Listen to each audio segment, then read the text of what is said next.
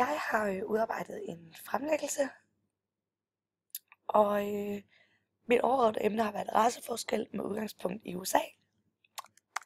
Og min agenda er, først har jeg en problemformulering, derefter raceforskellene i dag, årsager til raceforskellene, fremtidsudsigter, konklusion og metode. Og min problemformulering lyder således, at der foretages en redegørelse af raceforskelle i USA i dag. Derefter vil jeg analysere årsagerne til raceforskellene i USA. Sidst ønskes der en vurdering af den fremtidige udvikling i USA. Ja, raceforskelle i USA i dag. Der er jo situationer, hvor sorte faktisk har fået en rigtig positiv fremtrædende rolle. Og en af de største er selvfølgelig Barack Obamas valgsejr i 2008, hvor han blev den første sorte amerikanske præsident nogensinde. Og det var noget, som betød rigtig meget for den sorte befolkning, da den største og mest magtfulde post i USA tilhørte en sort mand. Samtidig oplever vi jo dog stadig, at der er nogle negativt fremtrædende roller i dag.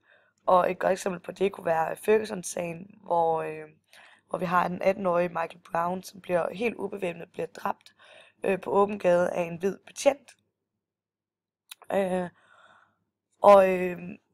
Det førte selvfølgelig til, at der var rigtig store kampe og rigtig store demonstrationer over hele USA, og den sorte befolkning var rigtig skuffet og sure og vrede over det, der var sket, og de følte sig stadigvæk, at de var meget undertrykt, og at der skulle være en konsekvens for det.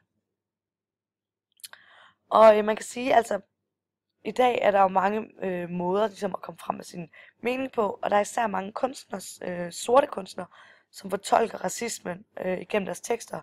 Kanye West gør det blandt andet, men der er en meget fremtrædende kvinde, som også gør det, og det er Beyoncé, og hun er blevet lavet en sang, der hedder New Slaves, som handler om slaveri, og man ser faktisk også i dag meget, at i musikbranchen og sportsbranchen dominerer sorte faktisk rigtig meget.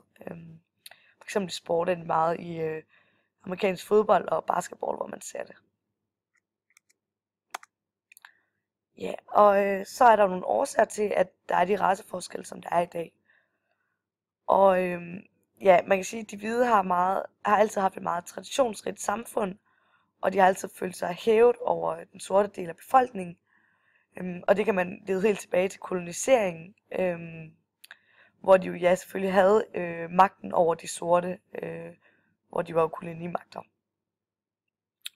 Og man kan også lede tilbage til borgerrettighedskrigen, som lå omkring 1950'erne, og det har også haft en rigtig stor indflydelse.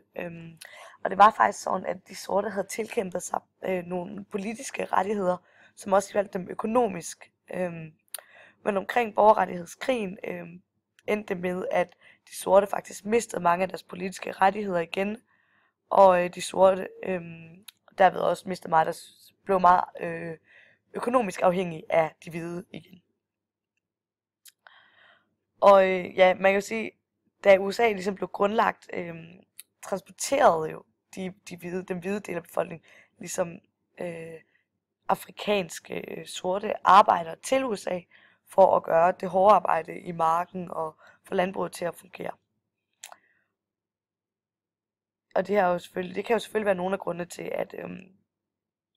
at der er disse raceforskelle, som der er. Og så har der selvfølgelig været nogle forkæmper for det her, og de mest kendte er nok Martin Luther King og Rosa Parks.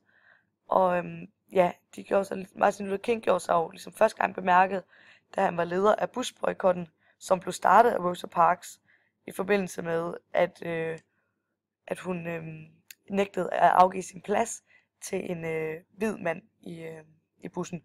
Og det var sådan dengang, at de sorte måtte kun sidde ned i bussen, hvis det var sådan, at de hvide, hvis der ikke var nogen hvide, der stod op.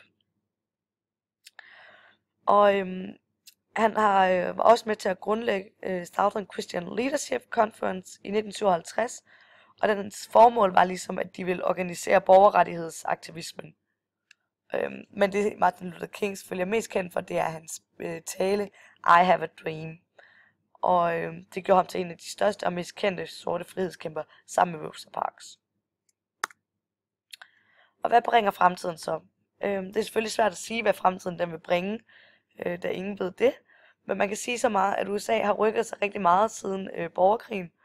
Der er stadig store raceproblemer, men at man bare har fået, at man har fået en sort præsident, og der ikke er lige så stor økonomisk forskel mellem den hvide og den sorte del af befolkningen, har selvfølgelig også haft stor indflydelse. Dog er det jo stadig situationer som Ferguson-sagen, som jeg nævnte tidligere, som gør, som ligesom bremser de fremskridt, som der har været. Og ja, altså, det er svært at sige, om de sorte og hvide nogensinde vil blive 100% ligestillet, for faktum er jo bare, altså, de arbejder sig i den rigtige retning, og de arbejder sig hen mod et bedre forenet samfund, både for sorte og for hvide, men der er rigtig lang vej endnu.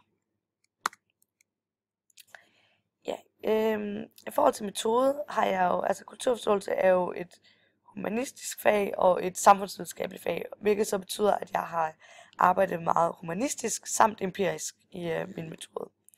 Derudover har jeg forsøgt at arbejde synkront og diakront, og meget af min informationssøgning har jeg lavet igennem disk research, hvor jeg har gjort meget brug af de eksterne datakilder, og forsøgt at forholde mig meget kildekritisk til det, jeg har læst.